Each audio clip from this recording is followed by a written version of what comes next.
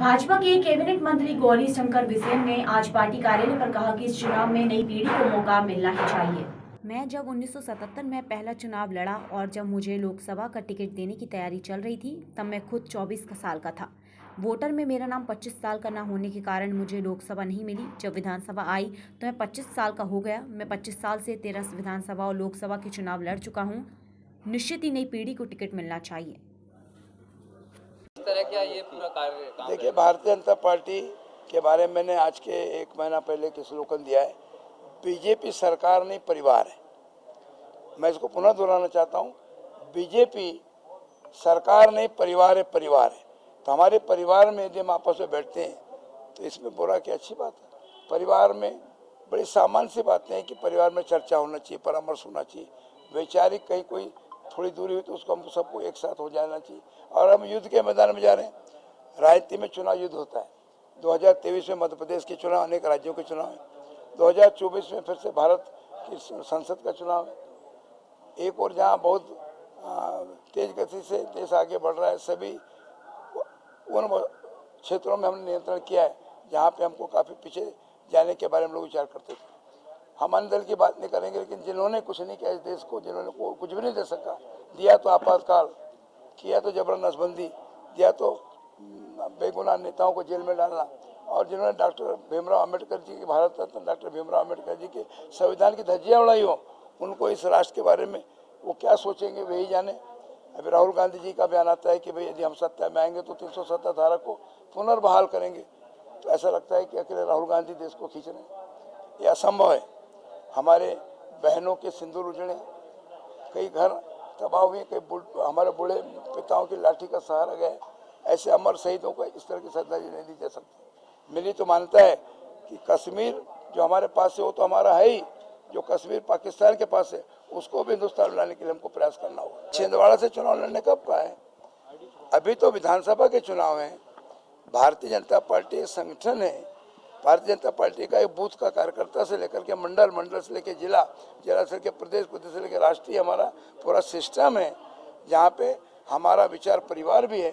और हम लोग परिवार में बैठ कर के कोई निर्णय करते हैं, उस निर्णय पे चलते हैं। पार्टी का निर्णय होता है, वो हमारे लिए सर्वमान होता है। जब आप कहते हैं कि आप वहाँ लड़ोगे तो मैं पार्टी का कार्य करता हूँ, पार्टी जो मुझे काम देगी उसको मुझे करना है। माननीय प्रहलाद सिंह पटेल साहब को 98 में पहली बार मैं सांसद बना, 2 बार हारने के बाद। जब उनको 99 में श्रद्धेय अडवाणी जी ने और श्रद्धेय कुशाभाऊ ठाकरे जी ने हमारे पार्लियामेंट्री बोर्ड में उम्मीदवार बनाया तो हमने उनको जिता के भेजा। अभी रामकिशोर कावरे जी मेरे छोटे भाई को मंत्री बना के दिया तो हम उनके साथ काम कर रहे हैं। तो हम तो पार्टी के निर्देश का पालन करने वाले लोग हैं भाई। हमारे लिए व्यक्ति सेकेंडरी है, तो उसके पहले पार्टी है, और पार्टी के पहले राष्ट्र है। आज राष्ट्र की अस्मिता का सवाल है। देश की एकता, देश की अखंडता, देश की सार्वभौमिकता अक्षुण्ण रहे, ये देश दुनिया का सर्वश्रेष्ठ राष्ट्र बने, इस दिशा में सबको काम करना है। आप लोग फुले जी का जन्म दिवस है, जन्म जयंती है, और मैं समझता हूँ महात्मा ज्योतिबा फुले जिन परिस्थितियों से उनका जन्म और जहाँ तक वो समाज को खड़ा करने के लिए उनका योगदान है, उसका कोई साने नहीं है, उसका कोई विकल्प नहीं है। माँ सावित्री फुले प्रथम शिक्षिका के रूप में उन्होंने समाज की सेवा की, और उस समय में जब विद्यालय में जाना, स्कूल में पढ़ना एक तौर से बेटियों के लिए, महिलाओं के लिए दुभर था। उस समय में शिक्षिका की भूमिका का निर्वहन करके समाज को खड़ा किया। आज अकेले दबा कुचला समाज नहीं, पिछड़ा वर्ग नहीं, अनुसूचित जाति, अनुसूचित जनजाति, सर्वहारा समाज में उनकी मान्यता है। और इसलिए मैं सर्वप्रथम तो उन्हें स्मरण करना चाहूँगा, उनके सिर चरणों में अपने ओर से पुष्पांजलि अर्पित करूँगा। और हम सब आज प्रेरणा लें कि उस समय में जब उन्होंने समाज को खड़ा करने का इतना संघर्ष किया, तो आज हम विकासशील राष्ट्र में खड़े हैं। हमारा देश माननीय नरेंद्र मोदी जी के नेतृत्व में विकसित राष्ट्र बनने की ओर आगे बढ़ रहा है। ऐसे में हम सब अपने दायित्व का निर्वहन करें। हम किस वर्ग के, किस समाज से आए, कहाँ से आए, ये महत्वपूर्ण नहीं है। राष्ट्र के नवनिर्माण में हमारा क्या योगदान होगा, ये अधिक महत्वपूर्ण है।